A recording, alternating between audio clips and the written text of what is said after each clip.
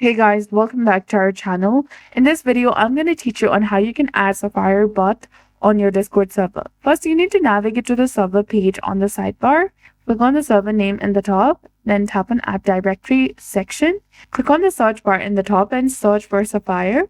Click on the Sapphire Bot and tap on Add App option. Click on Visit Site. And here you select the server. And here you select the drop-down menu under Select the Server.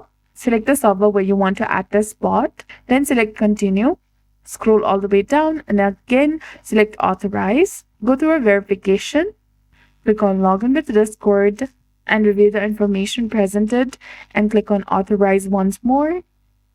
You will then be directed to the Sapphire dashboard where you can see all available features listed on the side. Select any feature to start adding it to your server and go through all of this general settings as well. And that's it. I hope you found this video helpful. If you did, please like, share, and subscribe. Thanks for watching. We'll see you again in the next one.